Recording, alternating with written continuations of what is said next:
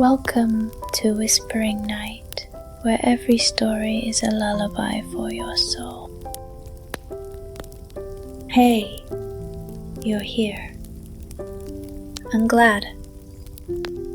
It doesn't matter what kind of day you've had, good, bad, or somewhere in between. You've made it to this quiet little space. A place where nothing demands your attention, and you don't have to be on for anyone. So, let's make a deal. For the next little while, you give yourself permission to stop. No deadlines, no messages, no decisions. Just the night and your breath and the sound of my voice. Go ahead. Find a position that feels good. Maybe you're lying down in bed, or maybe you're curled up on the couch under a blanket that feels like it's been waiting just for you. Let your head rest heavy against the pillow. Feel the fabric beneath your fingertips, and notice how the weight of your body is slowly melting into whatever is holding you up. Let's start with your breath.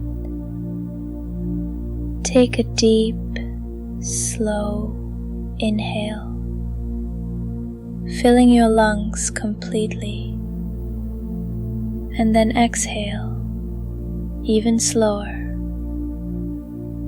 as if you're releasing a sigh you've been holding all day. Again, breathe in, feeling your chest rise gently, and breathe out, letting your shoulders drop a little more. Now, let's scan through your body. Start at the top of your head. Imagine a wave of softness moving slowly down over your scalp, your forehead, smoothing away any little lines of tension. Let your eyes feel heavier, your jaw unclench, your tongue resting comfortably in your mouth. Move that softness down into your neck, then your shoulders. And if you're still holding them up, let them sink down like heavy stones, dropping into calm water. Feel that release travel into your arms, your elbows, your wrists, all the way to your fingertips. Your chest and stomach loosen. Your breathing becomes slower, deeper, and each breath feels like it's rocking you gently, like the sway of a boat on still water. Let it move into your hips, your legs, your knees, your calves, and finally all the way to your toes. Even the tiniest muscles are letting go now. Take a moment just to feel that. The stillness, the quiet, the sense that you are exactly where you're supposed to be. Now, imagine the space around you changing. You're outside, under a night sky painted in the deepest shades of blue and purple. A cool, gentle breeze brushes against your skin, carrying the scent of pine and a faint trace of wood smoke. Somewhere in the distance, water flows over smooth stones, and a soft chorus of crickets plays in the background. There's a cobblestone path ahead of you, lit only by a single warm lantern. Its light flickers in the breeze, and it feels like it's calling you forward. We'll walk there together, slowly. With each step, you feel lighter, the noise in your mind getting quieter, until there's nothing left but this moment. And when we arrive, I'll tell you a story.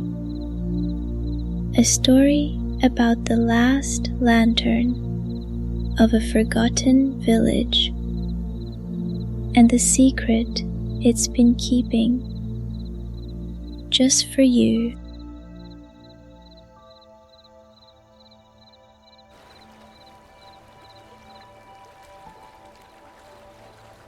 Tonight, under a sky stitched with silver threads of starlight, I invite you to wander, slowly, into a place where time walks barefoot. There is a village, small, quiet, almost forgotten by the world. It rests between the curve of two sleeping hills, where the river sings softly to the stones, and the air tastes of pine and old stories. In this village, the night is never truly dark, for as long as anyone can remember, lanterns have glowed at every doorstep. Gentle golden flames, swaying when the wind passes, like they are breathing with the village itself. But tonight, there is only one lantern left. Its light, delicate, like a candle in a dream, waits for you. Come closer. Let us sit by the soft circle of its glow and listen to the quiet heartbeat of this place, the sound of leaves brushing against the window, the slow crackle of wood, the far-off call of a night bird. And here we begin the story of the last lantern of the village.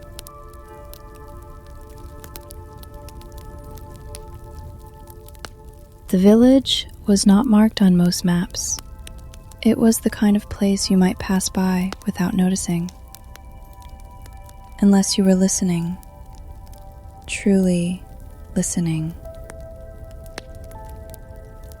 Houses here were small, built of stone that held the memory of countless winters, and wood that smelled faintly of rain. The paths between them were narrow, lined with moss, that glowed pale under the moonlight, as if the earth itself had learned to whisper. Once, long ago, every home kept a lantern at its door. They were not meant to chase away darkness. No. The villagers believed the lantern's glow was an invitation. for the wandering spirits of their ancestors to find their way back home. The flames were never harsh. They flickered in a rhythm that matched the beating of a calm heart, and when the wind passed, the lanterns would sway together like an invisible choir, breathing in unison. But time is a patient eraser. Children grew up and left. Seasons shifted. The hands that once lit those lanterns grew tired. One by one, the flames went out. Now, there's only one left. It stands at the edge of the village, outside an old wooden house with a roof bowed by age. The glass of the lantern is fogged, the metal frame rusted in delicate patterns, yet the light inside still dances. Some say the lantern remains because of a promise. Others say it waits for someone. No one knows which is true, but everyone feels it, that quiet pull, as if the lantern itself is keeping watch over the village's dreams. And tonight, you are here to see it.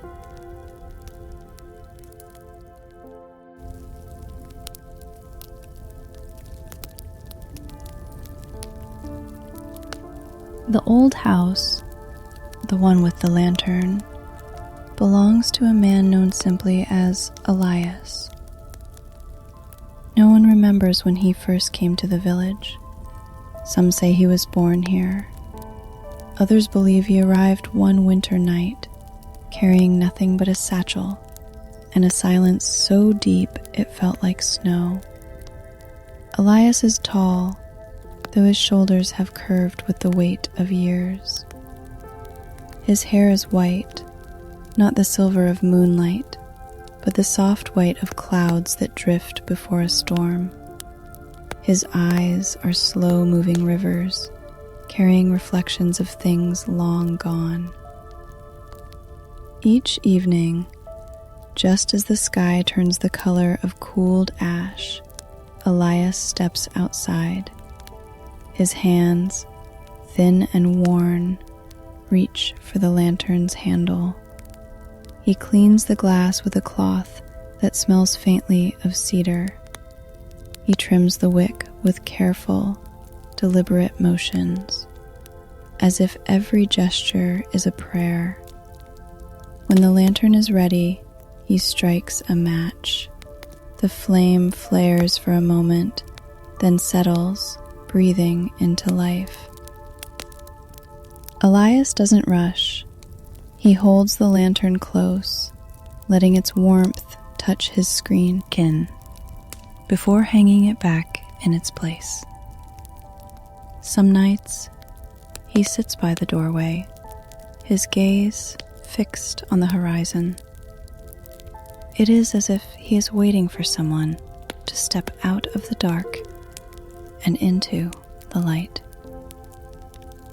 If you ask him why he keeps the lantern lit, he smiles, but does not answer. The kind of smile that belongs to someone who knows, but has chosen not to speak. The villagers have grown used to the sight of Elias and his lantern.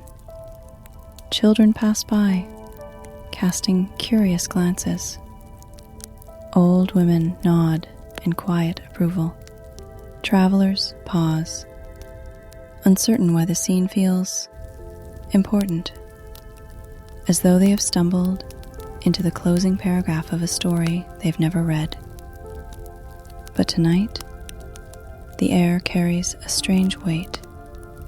The wind is softer, almost hesitant.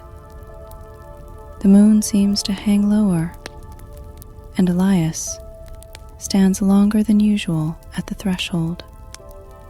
Something is about to happen.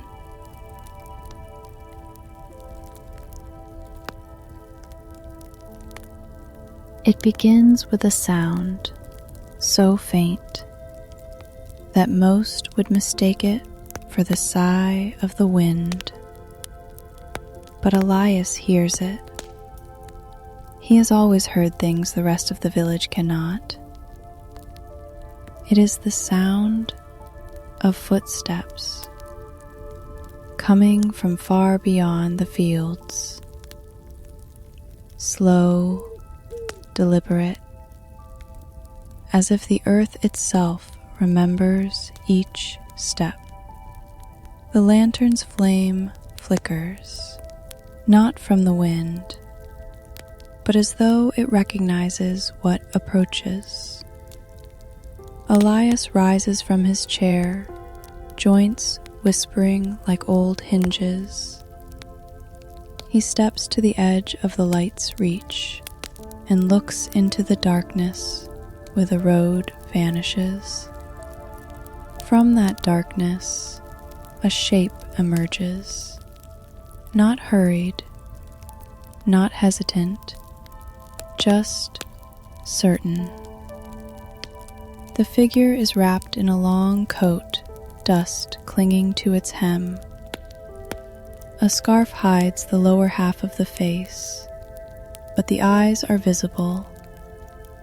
They are tired eyes, yet not the tiredness of the body, the tiredness of a soul that has walked too far for too long. When the figure reaches the lantern, they stop. For a long while, neither speaks. The only sound is the low hum of the flame and the faint rustle of night grass in the breeze. Finally, the figure lifts a hand and places something in Elias's palm. A small key. Its metal is warm, though it should be cold. Elias looks at it, then at the figure. His eyes soften, and in a voice the village has not heard in decades, he says, "You found it." The figure nods, and in that simple motion, something unspoken passes between them, something too old for words. Elias turns to the lantern. For the first time in years, his hands tremble. He lifts it down, holds it close, and blows gently into the flame. It shivers, dances, and then is gone. The darkness rushes in, but it does not feel cold. Instead, it feels whole, complete. When the villagers wake the next morning, the lantern is gone. So is Elias. Only the faint smell of cedar lingers in the air, and the memory of a light that, for as long as they can recall, had never gone out until that night.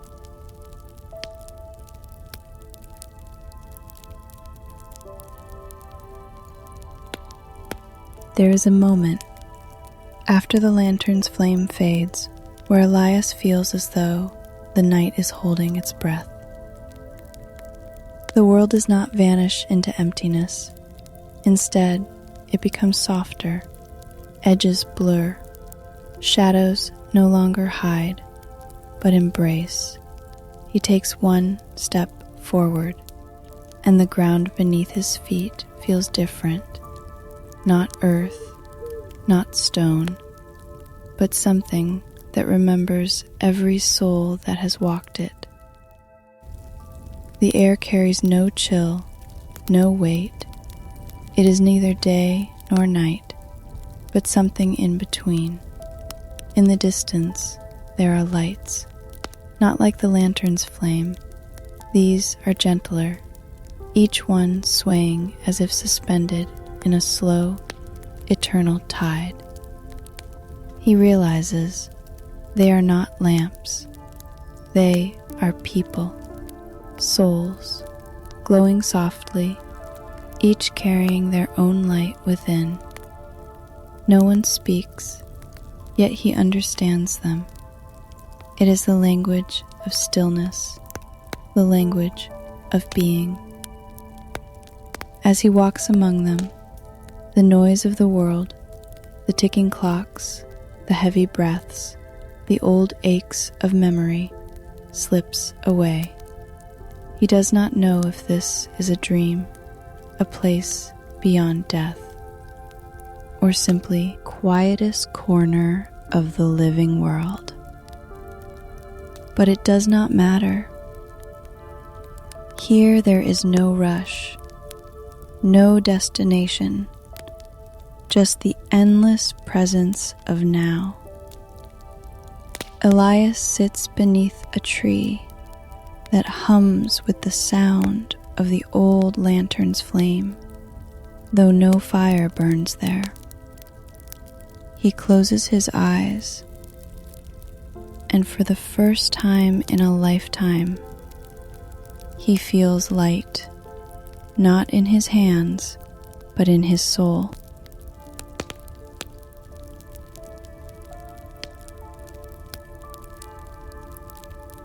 And so the village sleeps, the last lantern, now only a memory of gold in the heart of the night. Somewhere, far beyond the hills, the river keeps moving, softly, endlessly, carrying the reflection of stars that have never hurried to shine. Elias perhaps still sits beneath that nameless tree, or perhaps he is walking among the lights, his own soul glowing gently in the slow tide of forever. You don't need to know. You don't need to follow. The story has already carried you far enough. Breathe, once for the lantern, once for the night, once for yourself. Let your thoughts drift like the river. Let them loosen like leaves falling into quiet water. There is no tomorrow to prepare for now, no yesterday to replay, only the deep, soft cradle of this moment and the comfort that it will hold you until the morning comes. Sleep well, and may your dreams be lit by a light that never fades.